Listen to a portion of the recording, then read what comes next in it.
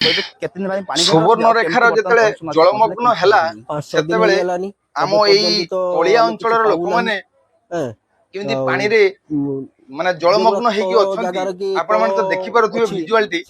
ତେଣୁ ଦେଖନ୍ତୁ ଆଜି 7-8 ଦିନ ହେଇଗଲା ଏଇଟା ହଉଛି କୁସୁଡା ଅମରଦା ଯୋଉ ଏଇ ଅଞ୍ଚଳରେ ରହିଛି କୁସୁଡା ପଞ୍ଚାୟତରେ ଜଳମଗ୍ନ ହେଇକି ରହିଛି, ବୁଡିକି ରହିଛନ୍ତି ଏବଂ ଲୋକ ଘରୁ ବାହାରି ପାରୁନାହାନ୍ତି। ଯଦି ଯାଉଛନ୍ତି ତାହେଲେ ପାଣି ଆଣ୍ଠେ ଆଣ୍ଠେ ପାଣିରେ ଯାଉଛନ୍ତି।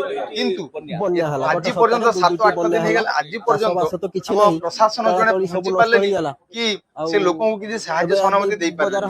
ତେଣୁ ଆପଣ ମାନେ ଜାଣିପାରୁଥିବେ ବିଜେପି ସରକାରକୁ ଆଣିକି ଆପଣ ମାନେ ଯୋଉ ଭୁଲ କରିଛନ୍ତି ସେ ଭୁଲଟାକୁ ଆପଣ ମାନେ ଅନୁଭବ କରିପାରୁଥିବେ। କିନ୍ତୁ ଆଜି ପର୍ଯ୍ୟନ୍ତ ଯଦି ଆମେ ବିଜେଡି ସରକାର ଥାନ୍ତା ଯାହା ହେଲେ ବି ପ୍ରଶାସନ ପହଞ୍ଚେଇକି ଆପଣ ମାନଙ୍କୁ ସହାନୁଭୂତି ଯାହା ହେଲେ ବି ସେ ଟିକେ ଦେଇଥାନ୍ତେ। କିନ୍ତୁ ଆପଣ ମାନେ ବୁଝିପାରୁଥିବେ ଯେ ଏଇ ଭିଡିଓଟାକୁ ଦେଖିଲା ପରେ କେତେ ସାହାଯ୍ୟ ସହାନୁଭୂତି ମିଳୁଛି। ଆମର ତ କାହିଁକି ନା ତଳିଆ ଅଞ୍ଚଳ, କାହିଁକି ତଳିଆ ଅଞ୍ଚଳରେ କଣ ଆମକୁ ସାହାଯ୍ୟ ସହାନୁଭୂତି ମିଳୁଛି ବିଜେପି ସରକାରକୁ ଦେଖାଯାଉ। ତେଣୁ ଏଇଭଳି ଆମକୁ ରହିବାକୁ ପଡିବ 5 ବର୍ଷ। ତେଣୁ 5 ବର୍ଷ ପରେ ଆପଣ ନିଜେ ଜାଣିପାରିବେ ଯେ କୋଉ ସରକାର ଠିକ ଥିଲା। ତେଣୁ ଆଉ ମୁଁ ବେଶୀ କିଛି କହିବିନି, ଆପଣ ମାନେ ଭିଜୁଆଲ ଦେଖିଥିଲେ ତେଣୁ ଦେଖୁଛନ୍ତି।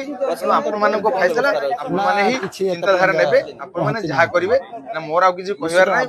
ଯେତିକି ମୁଁ ଜାଣିଛି ଯେ ଏ ବିଜେପି ସରକାରଟା ଭଲ ନୁହଁ, ଆମ ବିଜେଡି ସରକାର ହିଁ ଠିକ ଥିଲା।